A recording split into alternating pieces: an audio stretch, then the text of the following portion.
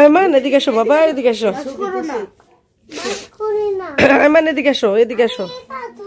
আচ্ছা পরে ধরো, পরে পরে আমি আগে যে সবাইকে দেখাই, তারপর হচ্ছে ধরো। অনেক মজা হয়েছে। যে আজকে হচ্ছে শুধু চিকেন, সাথে হলো লেবু।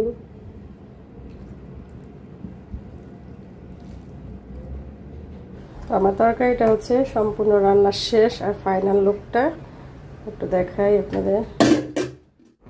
আসসালামু আলাইকুম, কেমন আছেন সবাই? আল্লাহর রহমতে নিশ্চয়ই ভালো আছেন, আমরাও ভালো আছি আলহামদুলিল্লাহ। তো রাশিদার দিনলিপি থেকে আবারও চলে আসলাম নতুন একটি ব্লগ নিয়ে। তো আজকের ভিডিওটা হচ্ছে বাংলাদেশের ভিডিও। তো আমি তো রোজার আগে বাংলাদেশে গিয়েছিলাম, তো সবাই জানেন। তখনকার একটা ভিডিও আর কি ছিল, মানে এই ভিডিওটা যে ছিল সেটা আমার মনেও নেই, অনেক নিচে চলে গেছিলো। তো ভিডিও খুঁজতে খুঁজতে দেখি এই ভিডিওটা আছে, তো ভাবছিলাম যে আপনাদের সাথে শেয়ার করব, আর শেয়ার করা হয়নি। তো আজকে হচ্ছে আপনাদের সাথে শেয়ার করলাম আমার দেশের ভিডিও আর কি। তো আমার বিয়ের শাড়িগুলো আপনাদের সাথে শেয়ার করব, তো দেখতে থাকুন, আশা করি ভালো লাগবে। আনতে যায় যে 8 নায়রিতে শাড়ি যেটা আর কি দিছে রায়নে বাবা, ওইটাও দেখাবো। আর এই তো আমার হচ্ছে বিয়ের শাড়ি। তো কোনটা বউবাত কোনটা বিয়ের শাড়ি সেটা একটু পরেই বলতেছি। তো এই যে দেখতে পাচ্ছেন এখানে যে লেখাই আছে, আমার এই শাড়িটা হচ্ছে জ্যোতি থেকে কিনছে। রানার বাবা বলছিল ইস্টার্ন মল্লিকা জ্যোতি থেকে কিনছে। এটা হচ্ছে বিয়ের শাড়ি। বিয়ের শাড়ি কিন্তু সাধারণত লাল হয়, কিন্তু লাল না বিয়ের শাড়িটা। আমি আমাকে জিজ্ঞেস করছিল কি কালার পছন্দ, তো আমি পিঙ্ক কালার বলছিলাম। বিয়ের শাড়িটা পিঙ্ক কালারে কিনছে। আর হচ্ছে বউবাতের শাড়িটা এটা একদম যে সিঁদুর লাল আছে না, ওই টাইপের লাল আর কি। আর একটু খুলে দেখাই বিয়ের শাড়িটা। ব্লাউজ তো এখন কি বলবো, একটা হাতাও ঢুকবে না ব্লাউজ, যা এখন যা মোটা হয়েছি।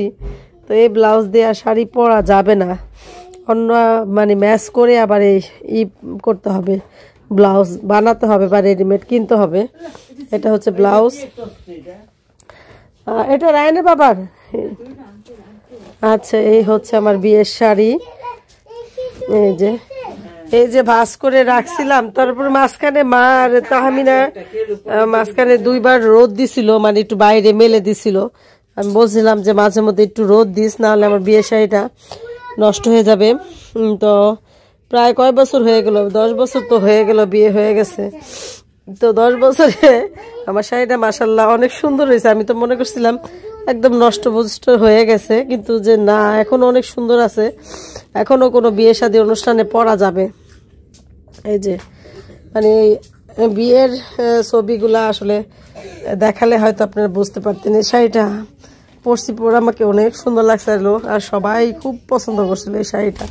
এটার হচ্ছে গর্জিয়াস হচ্ছে আঁচলটা বেশি। আঁচলটা আমি একটু খুলে দেখাই আপনাদের।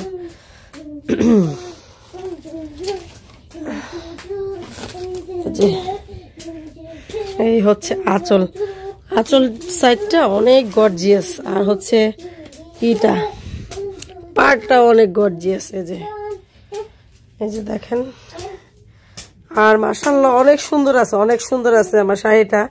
আমি মনে করছিলাম যে একদম নষ্ট হয়ে গেছে বা ডিসকালার হয়ে গেছে, না দেখলাম যে না, ভালোই আছে, খুব সুন্দর আছে। এখনো কোনো বিয়ের সাথে অনুষ্ঠানে পড়তে পারবো। তো আমার একটা বিয়ের দাওয়াতও আছে, কিন্তু আমি যদি একটু শুকনা থাকতাম সত্যি আমি এই শাড়িটা পরে যেতাম, কারণ আমি এখন যে অবস্থায় আছি এই শাড়ি টাড়ি পরার অবস্থায় নাই আর কি। যে এই শাড়িটা আমার, সরো বাবা একটু সরো, আমি দেখাই সবাইকে একটু দেখাই, তুমি পরে আসো।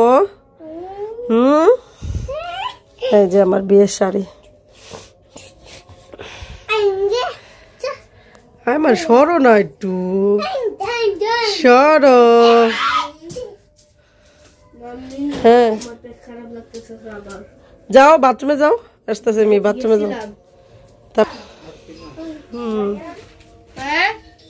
আর এটা হচ্ছে বৌবাতের শাড়ি। তো এই যে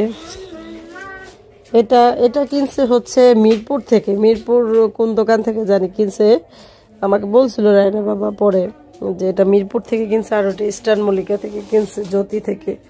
এটা সবাই জানেন, জ্যোতি এটা হচ্ছে নাম করা একটা শাড়ি দোকান, ব্র্যান্ডের নাম। আর এটা হচ্ছে বৌবাতে, এটা পরছিলাম বৌবাতে।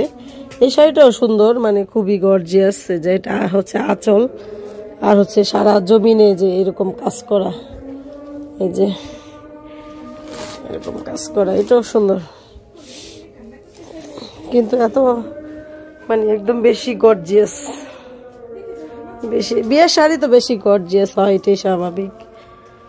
এই হচ্ছে আমার বৌবাতের কাপড় শাড়ি আর কি। আর এটা হচ্ছে বিয়ের শাড়ি। আমার কাছে আমার বিয়ের শাড়িটাই বেশি পছন্দের, এটাই আমার খুব ভালো লাগছে।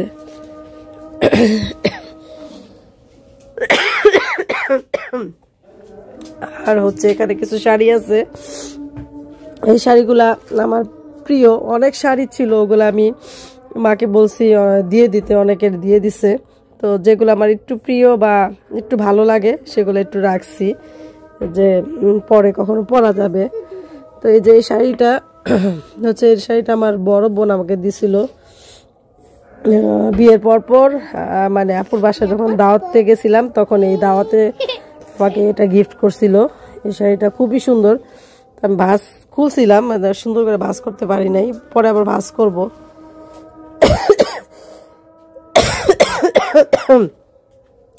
এই শাড়িটা হলুদ টলুদে পরলে খুব সুন্দর লাগে।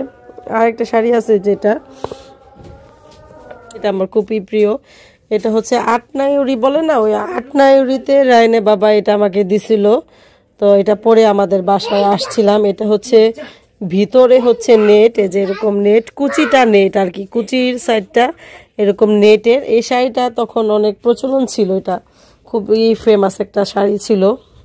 এটাও ইস্টার্ন মল্লিকা থেকে কিনছে। রায়না বাবাকে জিজ্ঞেস করলাম, বলো ইস্টার্ন মল্লিকা থেকে কিনছি, এই জ্যোতি থেকেই কিনছি, জ্যোতি ইস্টার্ন মল্লিকা থেকে। এই যে মাঝখানে কুচি সাইডটা এরকম নেট, আর হচ্ছে আঁচলটা হচ্ছে এরকম, এই যে এরকম আঁচলটা হচ্ছে। এটা একটু খুলে দেখাইলে অবশ্য সুন্দর হইতো, এক হাতে ক্যামেরা ধরে আসছি তো ওইভাবে খুলে দেখাতে পাচ্ছি না। আর হচ্ছে এটা হচ্ছে আপনার পেটিকোট।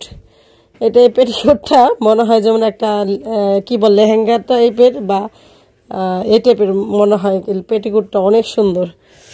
তো এই পেটিকোটটা কাতান কাপড়ের, নিচে যে পায়ের আছে, শাড়ির সাথে পরলে না এটা মানে খুবই সুন্দর লাগে। এই পেটিকোটটা মানে এটা একটা উপরে পাট হলে এই পেটিকোটটা একটা লেহেঙ্গা হয়ে যাবে এরকম আর কি। আর ব্লাউজ আছে, ব্লাউজ হয়তো ভিতরে টিটরে আছে, ব্লাউজে কাজ করা। আর এটা এটা হচ্ছে আমার ননদ আমাকে দিছিল, ননদের বাসায় যখন গেছিলাম তখন দিছিল।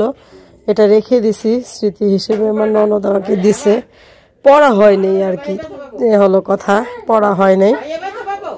এই তো 3-4টা আরো আছে, সুতি কিছু কাপড় আছে, ও সুতি সাধারণ কাপড়। তো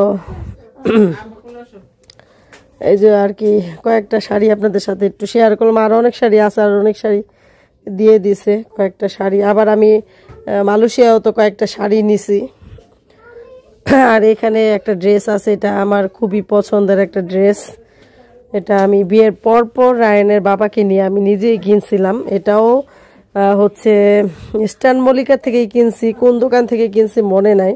আমার মনে হয় জ্যোতি থেকেই কিনছিলাম কিনা জানি না, ঠিক মনে নাই। ইস্টার্ন মল্লিকা থেকে কিনছি এটা মনে আছে। এই যে এটা ফ্রক সিস্টেম একটা ড্রেস। তো এই যে এই ড্রেসটা বিয়ের পর কিনছিলাম। এটা পরে আমি অনেক জায়গায় ঘুরতে গেছিলাম, কক্সবাজার ঘুরতে গেছিলাম, ওই জায়গার কিছু ছবি এই জামাটা ছিল আর কি। এগুলো এখন আমার একটু লাগবে না এই আর কি। তো এই তো বিয়ের শাড়ি, বৌভাতের শাড়ি সবকিছু একটু শেয়ার করলাম। কেমন লাগলো সবাই কমেন্টে জানাবেন। তো এখন একটু শাড়ি টাড়িগুলো সুন্দর করে ভাঁজ করে রাখি, পরে আপনাদের সাথে আবার কথা হবে। তো এতক্ষণ তো আমার সেই আগের অনেক আগের একটা ভিডিও দেখলেন, আবার বিয়ের শাড়ি, বৌভাতের শাড়ি, আটনেরের শাড়ি, তারপরে হচ্ছে বিয়ের পরপর বড় বোনের বাসায় যখন গেছিলাম, তারপর আমার ননদের বাসায় গিয়েছিলাম তখনকার শাড়ি। এই তো দুই একটা শাড়ি, কয়েকটা শাড়ি আর কি রাখছি, আর বেশিরভাগই দিয়ে দিছি, আর মালয়েশিয়ায় কয়েকটা নিয়ে আসছিলাম এই আর কি। আর শাড়ি তেমন তো কেনা হয় না। এই তো আমি হচ্ছে যে বারান্দা না, রান্নাঘরে দাঁড়ায় রান্না করতেছি আর আইসক্রিম খাচ্ছিলাম। কারণ মালয়েশিয়াও কিন্তু এখন প্রচুর গরম পড়ছে, বাংলাদেশে যেমন গরম পড়ছে, বাংলাদেশে তো এখন বৃষ্টি বৃষ্টি শুনলাম, কয়েকদিন ভালোই বৃষ্টি হচ্ছে, বৃষ্টিতে তো আবার বন্যা হয়ে যাচ্ছে।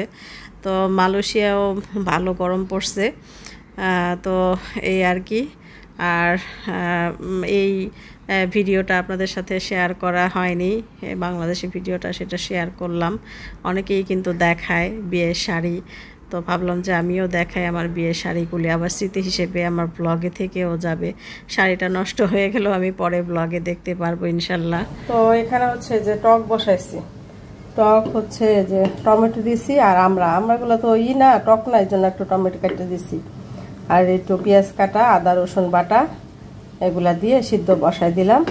তো যে কালাকুচ পাতাগুলো দিব এটা সিদ্ধ হলে, তো একটু রান্না করে খেয়ে দেখি কেমন, কখনো তো খাই নাই, রান্না বাবাও খাবে, আমিও ভাবছি একটু ট্রাই করবো, যদি ভালো লাগে মাঝে মধ্যে এরকম না ঝোল করে খাওয়া যাবে। কারণ এগুলি না সবসময় শুনি যে এই পাতাগুলি অনেক ওষুধি গুণ আছে, খাওয়ার আগে ভালো। তো এখানে মুরগির মাংসটা হচ্ছে হয়ে গেছে, কষানো হয়ে গেছে, আলু দিয়ে দিছি, আলুগুলো আর একটু সিদ্ধ হবে।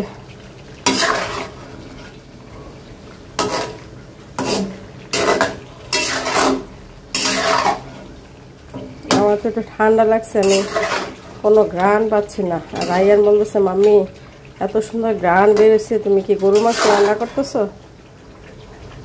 কিন্তু আমি কিন্তু ঘ্রাণ পাচ্ছি না এখন।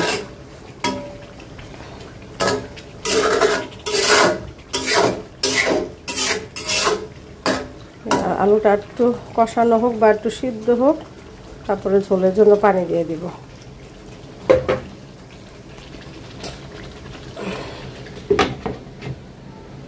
তারপরে হচ্ছে এটার মধ্যে কালাকুচ পাতাগুলো দিয়ে সিদ্ধ হলে জাস্ট একটু রসুন দিয়ে, অল্প তেল দিয়ে রসুন দিয়ে বাগার দিব। হলুদ দিছি খুবই সামান্য, আর মরিচের গুঁড়া দিয়ে নেই, কাঁচামরিচ কেটে দিছি। এটা হতে থাকুক। আমার তরকারিটা হচ্ছে সম্পূর্ণ রান্না শেষ, আর ফাইনাল লুকটা একটু দেখাই আপনাদের। এই যে কত সুন্দর হয়েছে আলহামদুলিল্লাহ, আর খুবই সুন্দর ফ্লেভার বেরোয়েছে। আর নামানোর আগে জাস্ট একটু পেঁয়াজ বেরেস্তা দিয়ে দিছি, আর একটু জিরার গুঁড়া দিছি, জিরার গুঁড়া সরি, আমার ফ্রিজে শাক বাটা ছিল, যেটা যে আমাদের বিক্রমপুরের ঐতিহ্যবাহী মশলা, শাক বাটা একটু ছিল, ওইটা দিয়ে দিছি। আর এই তো হয়ে গেছে, বেশি ঝোল রাখি নাই, বেশি ঝোল রাখলে খাওয়া হয় না, অল্প ঝোলই রাখছি। আর এখানে যে পাতাটা দিয়ে দিছি, আমড়াটা আর টমেটোটা সিদ্ধ হয়ে গেছে, এখানে যে পাতাটা ধুয়ে দিয়ে দিছি। পাতাটা একটু সিদ্ধ হলে জাস্ট 2টা রসুনের কোয়া দিয়ে একদম সামান্য তেল দিয়ে একটু বাগার দিব, না হলে ভালো লাগবে না খেতে, একটু রসুনের ঘ্রাণ না হলে। পাতাটা একটু সিদ্ধ হোক, খেয়ে আপনাদের আজকে এটা জানাবো কেমন হয়েছে, কেমন লাগলো বা কেমন হয়েছে। আমি ওর এর আগে কখনোই খাই নাই এই পাতা। এই তো খাবারটা নিয়ে বসলাম। আজকে তরকারিটা অনেক মজা হয়েছে, মানে অনেক দেখতে অনেক সুন্দর হয়েছে। রায়ান অবশ্য খাইছে, রায়ান বলল অনেক মজা হয়েছে। যে আজকে হচ্ছে শুধু চিকেন আর হচ্ছে যে ঝোলের তরকারিটা রান্না করলাম, খেয়ে দেখি। বিসমিল্লাহ।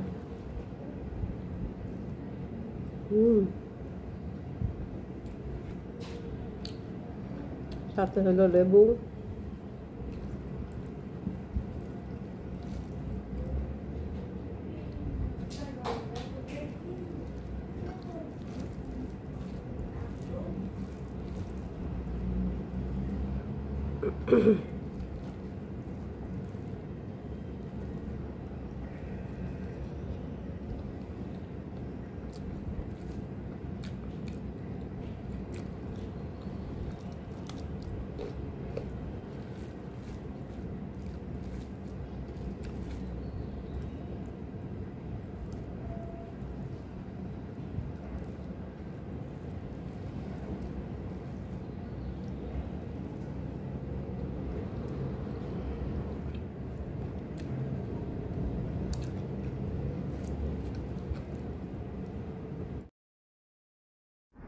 তো এটা হচ্ছে ওই যে টক রান্না করছিলাম, সেই টক দিয়ে খাচ্ছি। মুরগির মাংস দিয়ে তো প্রথম খেলাম, তরকারিটা এত মজা হয়েছে আলহামদুলিল্লাহ।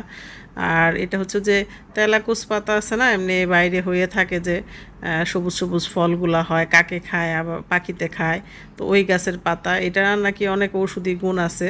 তো আমি আনছিলাম হচ্ছে রায়নের বাবার অ্যালার্জি হয়েছিল, তো শরীরে মনে করছিলাম বেটে দিব, তো কিছু কচি পাতা আমি ভাবলাম যে একটু রান্না করে খেয়ে দেখি, অনেকে তো খায়। রায়নের বাবাও বললো যে একটু রান্না করে করো দেখি কেমন লাগে, তো ভালোই লাগছে, খারাপ লাগে নাই। আমি ভাবছিলাম যে তিতা লাগবে না, তিতা লাগে নাই, পাতাটাও তো তিতা না, খাওয়া যায়। তো এই আর কি, টকটা অনেক মজা হয়েছিল আলহামদুলিল্লাহ। আর গরমের মধ্যে এইসব তরকারি খেতে মানে টক জাতীয় পাতলা ঝোল খেতে কিন্তু ভালোই লাগে। তো এই ছিল আমার আজকের ব্লগটি, সবাই জানাবেন কেমন লাগলো। আজকে এখানে বিদায় নিব, সবাই ভালো থাকবেন, আল্লাহ হাফেজ।